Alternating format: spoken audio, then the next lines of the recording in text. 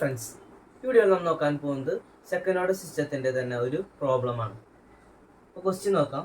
The unity feedback system is characterized by an open loop transfer function g of s is equal to k by s into s plus 10.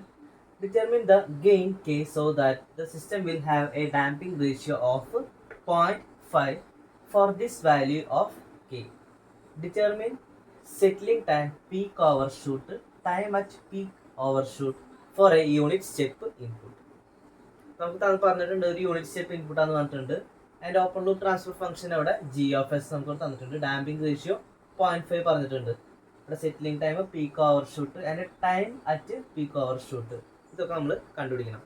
ഇതാണ് ആ close loop system എന്ന് പറയുന്നത്. G of S, H of S. H of S ഇവിടെ unity feedback ആണ്, അതുകൊണ്ട് അത് 1 ആണ് വരാം അല്ലേ.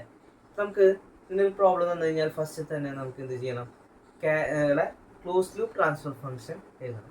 അപ്പോൾ C of S by R of S എന്ന് പറയുന്നത് G of S by 1 plus G of S. അതായത് എച്ച് ഓഫ് എസ് ഇവിടെ 1 ആയതുകൊണ്ട് യൂണിറ്റി ഫീഡ്ബാക്ക് ആണെന്ന് പറഞ്ഞിട്ടുണ്ടല്ലോ, അതുകൊണ്ട് നമ്മൾ ജി ഓഫ് എസിലേക്ക് നമ്മളിവിടെ സബ്സ്റ്റിറ്റ്യൂട്ട് ചെയ്യാം. K by S into S plus 10 by 1 plus K by S into S plus 10. ഇനി നമ്മൾ എന്ത് ചെയ്യണം, ഇവിടെ എൽ സി എം എടുക്കാം. അപ്പോൾ ഇവിടെ 1 ആയിട്ട് നമ്മൾ ഈ ഡിനോമിനേറ്റർ മൾട്ടിപ്ലൈ ചെയ്താൽ മതി.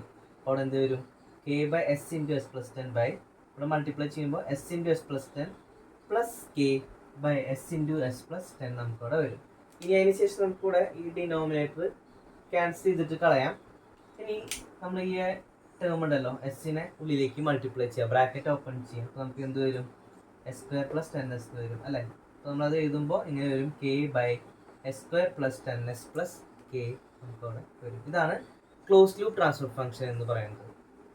നമുക്ക് ക്ലോസ് ലൂപ്പ് ട്രാൻസ്ഫർ ഫംഗ്ഷൻ ഉണ്ടല്ലോ, അതായത് K by S square plus 10s plus K, അത് നമുക്ക് ജനറൽ ഇക്വേഷൻ ആയിട്ട് കമ്പയർ ചെയ്യാം. അതായത് omega N square by S square plus 2 zeta omega N S plus omega N square. ഇവിടെ ഒമേഗ എൻ സ്ക്വയറിൻ്റെ സ്ഥാനത്താണ് ഇവിടെ കെ വന്നിട്ടുള്ളത്. ആൻഡ് എസിൻ്റെ കോഎഫിഷ്യൻറ്റ്, അതായത് 2 സീറ്റ ഒമേഗ എൻ, അതിൻ്റെ സ്ഥാനത്താണ് നമുക്കിവിടെ 10 വന്നിട്ടുള്ളത്. ഇത് നമുക്കത് കമ്പയർ ചെയ്യാം. അപ്പോൾ കമ്പയർ ചെയ്യുമ്പോൾ 2 zeta omega N is equal to 10. അപ്പോൾ ക്വസ്റ്റ്യനിൽ നമ്മുടെ അടുത്ത് സീറ്റയുടെ വാല്യൂ 0.5 പറഞ്ഞിട്ടുണ്ട് അല്ലേ. അപ്പോൾ omega N is equal to 10 by 2 zeta, and സീറ്റയുടെ വാല്യൂ 0.5 സബ്സ്റ്റിറ്റ്യൂട്ട് ചെയ്യുമ്പോൾ എന്ത് വരും, 10 ബൈ 2 ഇൻറ്റു 0.5 എന്ന് പറയുമ്പോൾ 10 റാഡ് പെർ സെക്കൻഡ് വരും. അതാണ് ഒമേഗ എൻ്റെ വാല്യൂ. ഇനി കെ ഇസ് ഈക്വൽ ടു ഇവിടെ എന്താണ് വരുന്നത്, കമ്പയർ ചെയ്യുമ്പോൾ ഒമേഗ എൻ സ്ക്വയർ അല്ലേ. K is equal to omega N square എന്ന് പറയുമ്പോൾ 10 സ്ക്വയർ അവിടെ 100 വരും. ഇനി നമ്മുടെ അടുത്ത് പെർസെൻറ്റേജ് ഓവർഷൂട്ട് കണ്ടുപിടിക്കാൻ പറഞ്ഞിട്ടുണ്ട്.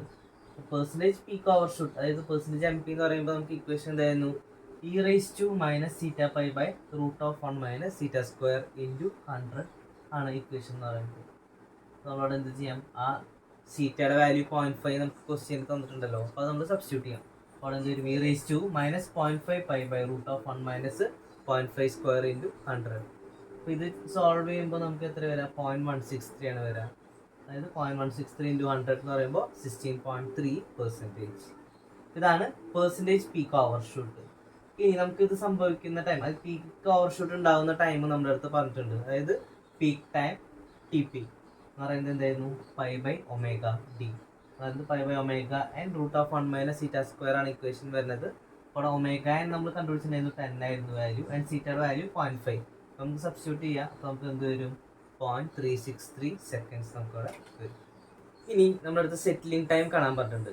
Settling time T S is equal to 4 by zeta omega N for 2% error ആണെങ്കിൽ, അതല്ല 5% എറർ ആണെങ്കിൽ 3 ബൈ സീറ്റ ഒമേഗ എൻ ആണ് അവിടെ ടി എസ് എന്ന് പറയുന്നത്. നമ്മൾ സബ്സ്റ്റിറ്റ്യൂട്ട് ചെയ്യുക, സീറ്റയുടെ വാല്യൂ എന്ന് പറയുന്നത് 0.5ഉം ആൻഡ് ഒമേഗ എൻ 10ഉം. അത് സബ്സ്റ്റിറ്റ്യൂട്ട് ചെയ്യുമ്പോൾ വരും 0.8 സെക്കൻഡ് വരും നമുക്ക് ഇവിടെ, അതായത് 2% എററിനെ കറസ്പോണ്ടിങ് ആയിട്ട്. ഇനി ഇവിടെ വരുമ്പോൾ എത്ര, 5% എറർ ആകുമ്പോൾ അവിടെ 3 ബൈ 0.5 ഇൻറ്റു 10 എന്ന് പറയുമ്പോൾ 0.6 സെക്കൻഡ് നമുക്കിവിടെ വരും. ഇതാണ് സെറ്റിലിംഗ് ടൈം എന്ന് പറയുന്നത്.